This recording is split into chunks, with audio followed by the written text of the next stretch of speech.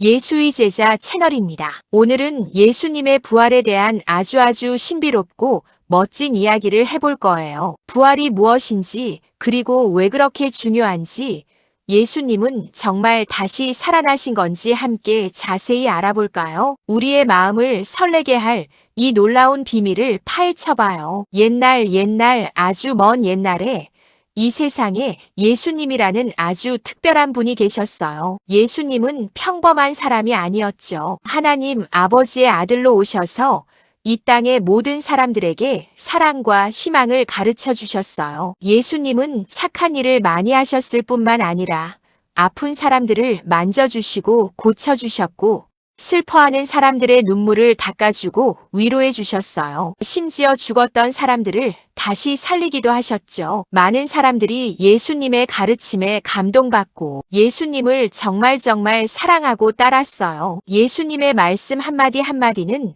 사람들의 마음에 평화와 기쁨을 가져다 주었답니다. 하지만 안타깝게도 세상에는 예수님을 이해하지 못하고 시기하며 싫어했던 사람들도 있었어요. 그들은 예수님의 인기가 높아지는 것을 두려워했고, 결국 예수님을 잡아서 아주 잔인하게 십자가에 못 박아 죽게 만들었어요. 예수님을 따르던 제자들과 사람들은 이 광경을 보고 너무나 충격을 받고 슬퍼했어요. 자신들의 선생님이자 친구였던 예수님이 그렇게 고통스럽게 돌아가시는 것을 지켜봐야만 했으니까요. 그들은 희망을 잃은 듯 절망에 빠졌어요. 사랑하는 예수님의 시신은 급하게 준비된 무덤에 모셔졌어요. 이 무덤은 바위를 깎아 만든 동굴 같은 곳이었는데 아주 크고 무거운 돌로 입구를 막았어요. 그리고 혹시라도 제자들이 시신을 훔쳐갈까봐 로마 병사들이 삼엄하게 무덤을 지키도록 명령했답니다.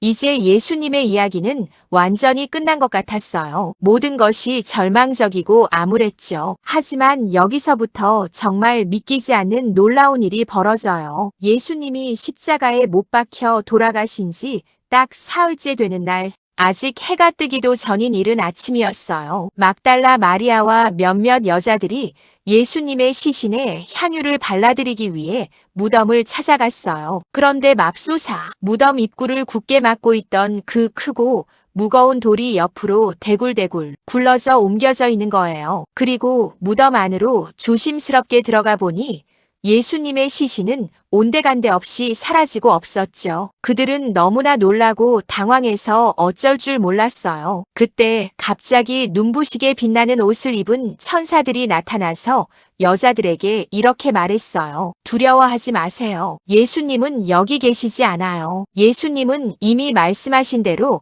다시 살아나셨답니다. 천사들의 말은 마치 마법처럼 여자들의 마음에 새로운 희망을 불어넣어 주었어요. 이게 바로 우리가 오늘 이야기할 부활이에요. 죽었던 몸이 다시 살아나는 것을 부활이라고 한답니다. 정말 신비하고도 놀라운 일이죠. 우리가 아는 세상의 어떤 과학으로도 설명할 수 없는 기적 중에 기적이라고 할 수 있어요. 죽음의 권세를 이기고 다시 살아나신다는 것은 상상조차 하기 어려운 일이니까요. 그럼 예수님의 부활이 정말 사실일까요? 아니면 그냥 옛날 사람들이 꾸며낸 이야기일까요? 아니면 너무나 간절히 믿고 싶었던 제자들이 만들어낸 환상이었을까요? 이 질문은 수천 년 동안 많은 사람들의 마음속을 사로잡았어요. 수많은 학자들과 신앙인들이 이 질문에 대해 깊이 고민하고 탐구해 왔죠. 우리 함께 아주 중요한 증거들을 하나하나 찾아보면서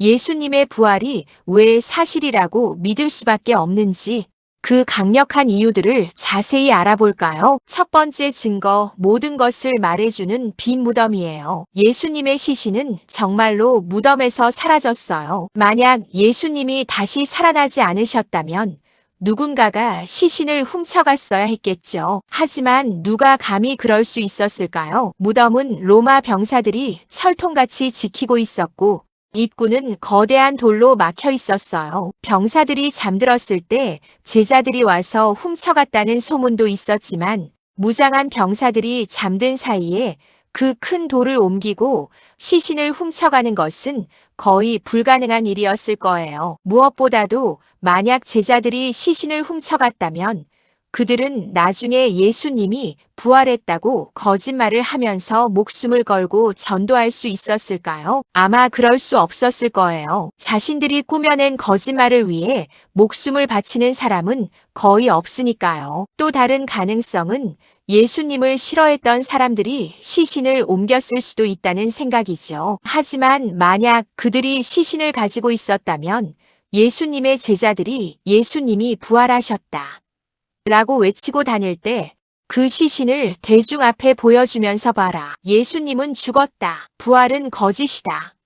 라고 외쳤을 거예요. 그렇게 함으로써 예수님의 추종자들이 더 이상 늘어나지 못하게 막을 수 있었겠죠. 하지만 그들은 그렇게 하지 못했어요. 왜냐하면 예수님의 시신이 어디에도 없었기 때문이에요. 무덤은 텅 비어 있었고 그 누구도 예수님의 시신을 찾을 수 없었어요. 이 빈 무덤이야말로 예수님의 부활을 증명하는 가장 강력하고 논박할 수 없는 증거 중 하나랍니다. 두 번째 증거, 180도 바뀐 제자들의 변화예요. 예수님이 십자가에 못 박혀 돌아가셨을 때 예수님을 따르던 제자들은 너무나 무서워하고 슬퍼했어요. 그들은 예수님이 잡히던 날 밤에 모두 도망가 버렸고 베드로와 같은 용감했던 제자조차도 예수님을 모른다고 3번이나 부인했죠. 예수님이 돌아가신 후에는 모두 숨어서 벌벌 떨었어요. 로마 군인들이나 예수님을 죽인 유대 지도자들이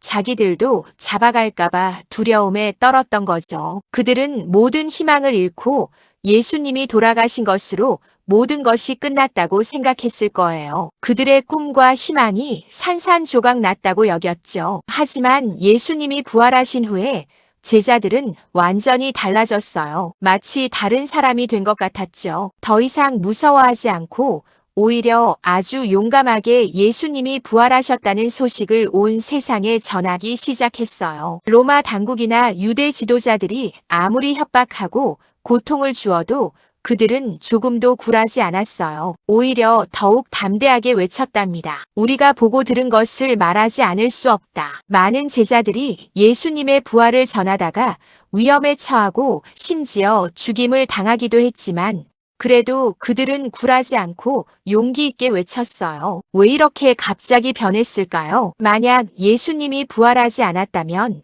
제자들이 그렇게 목숨을 걸고 용감하게 나설 수 있었을까요? 상식적으로 생각해도 그럴 수 없었을 거예요. 자신들이 만들어낸 거짓말을 위해 죽음을 택할 사람은 없으니까요. 이들의 놀라운 변화는 예수님의 부활이 정말 사실이었음을 강력하게 뒷받침하는 증거가 된답니다. 부활하신 예수님을 직접 만났기 때문에 그들은 죽음도 두려워하지 않는 용기를 얻게 된 거예요. 세 번째 증거, 수많은 사람들이 예수님을 만났어요. 예수님이 부활하신 후에 딱 한두 명에게만 나타나신 것이 아니었어요. 성경을 보면 예수님은 먼저 막달라, 마리아와 같은 여자들에게 나타나셨고 그 후에 베드로를 비롯한 제자들에게도 나타나셨어요. 심지어 엠마오로 가는 두 제자와 함께 길을 걸으시며 이야기를 나누시기도 했죠. 가장 놀라운 것은 고린도전서 15장에 기록된 대로 예수님이 한 번에 500명이 넘는 많은 사람들에게 동시에 나타나셨다고 해요. 500명이 넘는 사람들이 동시에 같은 환상을 보기는 거의 불가능한 일이죠. 이런 종류의 집단 환상은 심리학적으로도 설명하기 매우 어렵습니다. 그리고 예수님은 그냥 그림자처럼 나타나신 것이 아니라 제자들과 함께 음식을 드시기도 하고 직접 만져보게도 하셨어요. 특히 토마스라는 제자는 예수님의 부활 소식을 듣고도 내가 그의 손의 못자국을 보며 내 손가락을 그 못자국에 넣으며 내 손을 그 옆구리에 넣어보지 않고는 결코 믿지 아니하리라 하고 말하며 강하게 불신했어요. 그런데 예수님이 직접 나타나셔서 토마스에게 내 손가락을 이리 내밀어 내 손을 보고 내 손을 내밀어 내 옆구리에 넣어보라. 그리하여 믿음 없는 자가 되지 말고 믿는 자가 되라고 말씀하셨어요. 토마스는 예수님의 상처를 직접 확인하고 나서야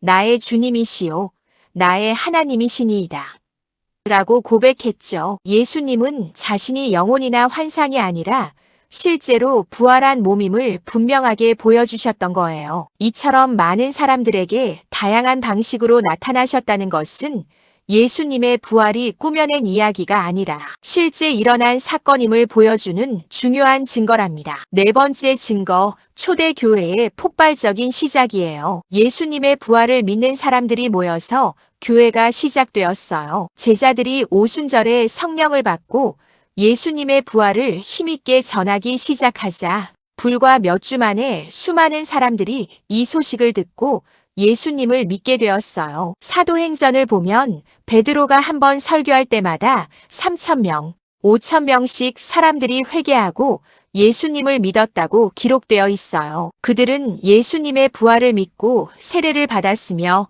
서로 사랑하고 돕고 함께 모여 예수님을 기억하며 예배를 드렸어요. 초대교회는 놀라운 속도로 성장했고 예루살렘을 넘어 소아시아와 유럽으로까지 퍼져나갔어요. 만약 예수님의 부활이 거짓이었다면 그렇게 많은 사람들이 이 이야기를 믿고 모든 것을 버려두고 교회를 시작할 수 있었을까요? 그리고 목숨의 위협을 무릅쓰고도 그 신앙을 지켜낼 수 있었을까요? 아마 어려웠을 거예요. 초대교회의 존재 자체와 그 놀라운 성장세는 예수님의 부활이 단순한 신화가 아니라 실제로 일어났던 역사적인 사건임을 강력하게 증명하는 증거라고 볼 수 있어요. 부활의 소식은 사람들에게 엄청난 영향력을 미쳤고 그들의 삶을 완전히 바꾸어 놓았던 것이죠. 다섯 번째 증거, 오래된 성경 말씀의 예언이에요. 성경은 아주 오래전에 기록된 책인데 예수님이 태어나시기 아주 오래전부터 예수님이 이 땅에 오실 것과 고난을 당하실 것, 그리고 마지막에는 죽음에서 다시 살아나실 것에 대해 미리 자세하게 예언하고 있었어요. 이사야서와 같은 구약 성경에는 예수님의 탄생부터 죽음, 그리고 부활에 이르기까지의 많은 내용이 이미 수백 년 전에 예언되어 있었답니다. 예를 들어 이사야 53장에는 그가 찔림은 우리의 허물 때문이요 그가 상함은 우리의 죄악 때문이라 그가 징계를 받음으로 우리는 평화를 누리고 그가 채찍에 맞음으로 우리는 나음을 받았도다라고 기록되어 있는데 이는 예수님의 고난과 죽음을 정확하게 예언하고 있어요. 더 나아가 시편 16편 10절에는 이는 주께서 내 영혼을 수올에 버리지 아니하시며 주의 거룩한 자를 멸망시키지 아니하실 것임이니이다라는 말씀이 있는데 이는 예수님의 부활을 미리 알려주는 말씀으로 해석됩니다. 그리고 그 모든 말씀이 예수님을 통해 문자 그대로 정확하게 이루어졌답니다. 성경은 하나님의 말씀이고 거짓말을 하지 않아요. 성경이 예수님의 부활에 대해 그렇게 분명하고도 일관되게 이야기하고 있다면 우리는 그것을 믿을 수 있는 확실한 근거가 되는 것이죠. 수많은 예언이 성취되었다는 것은 성경이 단순한 인간의 책이 아님을 보여주며 그 안에 담긴 예수님의 부활 이야기도 진실임을 증명하는 것입니다. 여섯 번째 증거, 셀 수 없이 많은 사람들의 변화된 삶이에요. 예수님을 믿는 사람들은 예수님처럼 사랑하고 용서하고 착한 일을 하려고 노력해요. 이것은 예수님의 부활이 우리에게 단순한 역사적 사실을 넘어 현재 우리의 삶에도 엄청난 영향력을 미친다는 것을 보여줍니다. 예수님의 부활은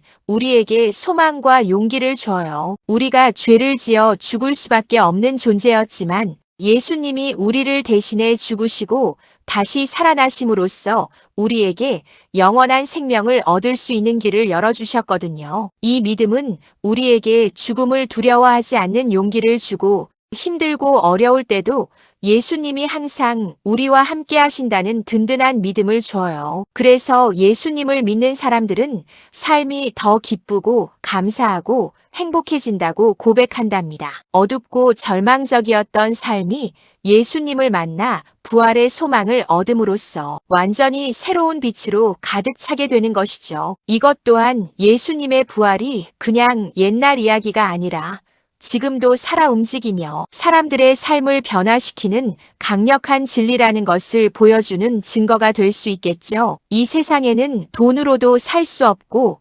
권력으로도 얻을 수 없는 진정한 평화와 기쁨이 있는데 바로 예수님의 부활을 믿는 믿음 안에서 찾을 수 있는 것이랍니다. 수많은 사람들이 죄와 절망에서 벗어나 새 삶을 살게 된 간증들은 예수님의 부활이 단순한 이야기가 아니라 살아있는 진리임을 증명하는 강력한 증거입니다. 여러분, 예수님의 부활 이야기는 그냥 옛날 이야기가 아니에요. 우리가 지금까지 함께 살펴본 것처럼 수많은 강력한 증거들이 예수님이 정말로 죽음을 이기시고 다시 살아나셨다는 것을 분명하게 말해주고 있답니다. 이 증거들은 역사적, 논리적, 경험적으로 매우 탄탄하며 예수님의 부활을 부정하기 어렵게 만들어요. 예수님의 부활은 우리에게 가장 큰 선물이에요. 우리에게 죄로부터의 자유와 영원한 생명, 그리고 어떠한 절망 속에서도 흔들리지 않는 희망을 선물해 주셨으니까요. 죽음이 끝이 아니라 새로운 시작이 될 수 있다는 가장 위대한 진리를 보여주셨답니다. 예수님의 부활은 우리가 아무리 힘들고 슬픈 일이 있어도 다시 일어설 수 있는 힘과 용기를 줘요. 마치 길고 어두웠던 겨울이 지나고 따뜻한 햇살 가득한 봄이 와서 얼었던 땅에서 새싹이 돋아나고 예쁜 꽃들이 피어나듯이 예수님의 부활은 우리에게 새로운 시작을 알려주는 가장 기쁘고 희망찬 소식인 거죠. 우리의 삶이 아무리 엉망진창이 되고 모든 것이 끝났다고 생각될 때에도 예수님의 부활은 우리에게 아니야, 아직 끝이 아니야, 새로운 시작이 기다리고 있어 라고 속삭여주는 것과 같아요. 그러니까 여러분도 예수님의 부활을 꼭 기억해 주세요. 예수님은 역사 속에서 실제로 죽음을 이기시고 다시 살아나셨고 지금도 살아계셔서 우리 한 사람 한 사람을 깊이 사랑하신다는 것을요. 그리고 그 사랑은 결코 변하지 않는다는 것을요. 예수님의 부활은 우리에게 미래에 대한 밝은 소망을 주고 이 땅에서의 삶에도 진정한 의미와 목적을 부여해 준답니다. 다음에도 더 재미있고 신나는 이야기, 그리고 우리의 마음을 따뜻하게 해줄 멋진 이야기로 다시 만나요. 그때까지 예수님의 사랑 안에서 늘 행복하세요. 예수의 제자 채널이었습니다. 안녕.